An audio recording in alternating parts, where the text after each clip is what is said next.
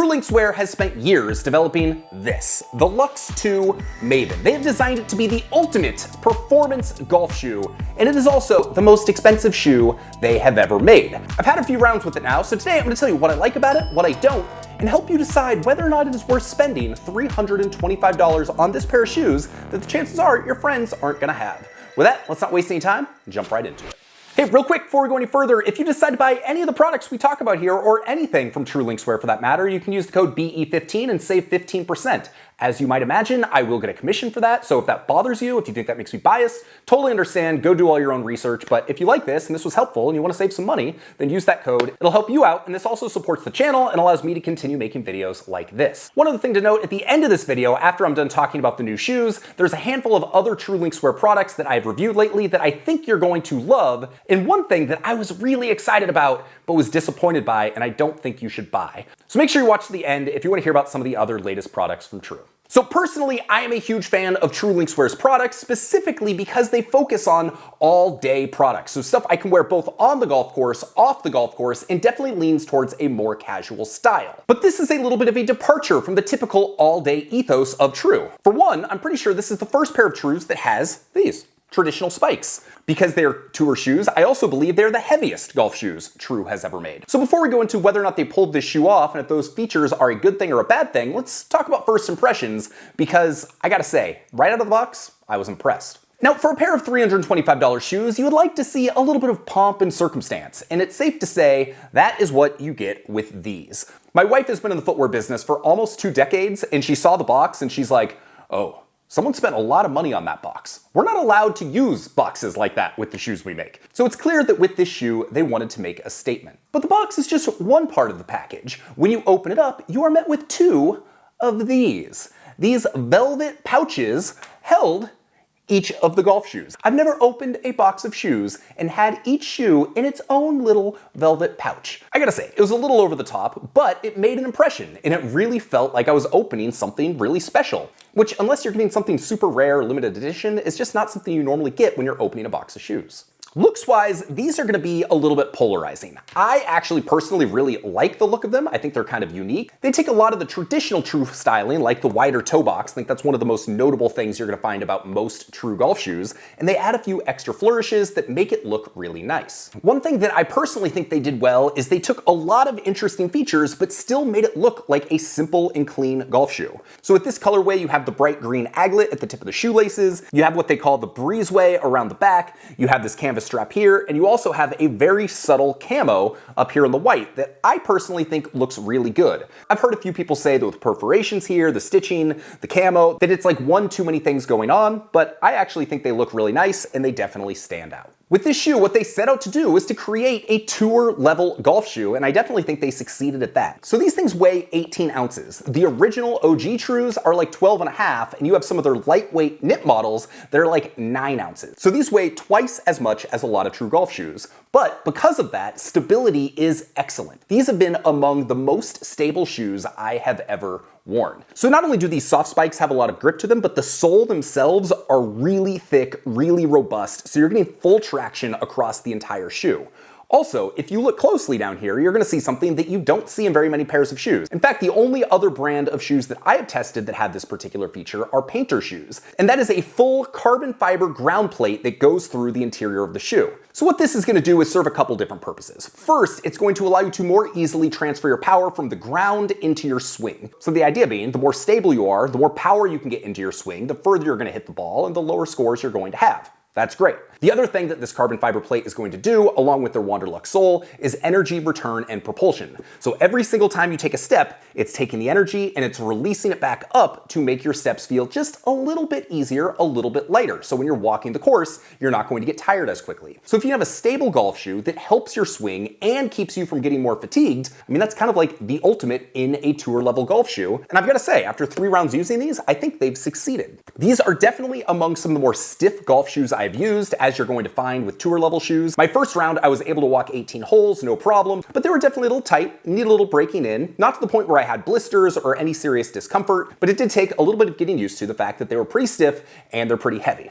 But after about 3 rounds, they felt fully broken in, super comfortable, and I gotta say, across all of those rounds, swinging them, they felt great. My golf swing felt extremely planted, extremely powerful, and I've been happy with the performance. Sizing, I would say these definitely fit true to size. They don't have the widest toe box of any True shoes I've used, but it definitely leans towards wider as opposed to more narrow. So if you're someone that does have pretty wide feet, I think these are probably going to be a pretty good shoe for you. If anything, maybe size up half a size, but I normally wear 12, these were 12, and they felt great. But for all the things that I love about the Lux 2 Mavens, there are two things that I don't love. First, let's start with the one we've already touched on, and that's the price. $325 is a whole lot of money for a golf shoe. And to be clear, there's a ton of tech, a ton of research that have gone into these shoes. They use super premium materials and they perform well. But do they perform that much better than other shoes that are $100 or more less? I don't necessarily think so. For instance, I recently reviewed the G4 MG4 Plus O2 G-Lock. They gotta work on that name, that's a terrible name. Those shoes are over $100 less, and I gotta say, generally speaking, they felt just as good. They were a little bit lighter, they were just as comfortable, they felt maybe not quite as stable, but they were still like very stable tour level shoes and are a whole lot cheaper. One thing to note is you will see a whole lot more of those out on the golf course than you are likely to see with these. So if you're someone who likes the idea of having a unique shoe, a special shoe, a shoe that you're probably not going to see somebody else wearing on any given day, then these are absolutely good ones to get. But I did say there was one other thing I didn't like, and honestly, this is a pretty big one for me. These might be the least breathable shoes I have ever played in. So in my 2 rounds walking in these shoes, the weather wasn't overly hot, like 75, 80 degrees. By the time we reached the turn, my feet were sweaty, like really sweaty. And that didn't necessarily hamper performance at all, but it's something I definitely noticed. And that's not something I typically notice when I'm wearing golf shoes. Usually with most golf shoes, my feet don't get overly hot or sweaty. So the fact that these did, and I specifically noticed they did, just was something that I wasn't quite expecting and I really feel like is worth mentioning. So if you're someone who plays golf in particularly hot or humid weather, you might want to think twice about these and find something with a little bit more breathability. The flip side of that is these are incredibly waterproof. The 3rd round I played with these, we got some rain, and these held up wonderfully in the rain. They still stayed stable, I did not slip once, they felt completely waterproof, so they were great in that regard. In fact, they even have a 3-year waterproof warranty. So if you're in the Pacific Northwest like I am, and 8 months out of the year you're gonna be playing a lot of potentially inclement weather golf, these are a shoe that can definitely perform. But if you're down south somewhere in the desert, you're not playing in the rain, and it's hot, then I would probably skip these. All that to say, should you buy them? Well, that's kind of up to you. Are they worth $325? Honestly, that feels a little expensive to me, but there's something to be said for having the first proper spiked True shoe, their first real tour shoe, one that is among, if not the single most stable golf shoe I have ever used, and it's one that very few other people are likely to have. So if you look at all those things and you're like, yeah, that excites me, absolutely you should go out and get this shoe. If you like the idea of this shoe, but you don't want to spend that much money, then you might go check out the Lux 2 Player, which is very similar in design, slightly less robust, uses a different upper material, and is $100 cheaper.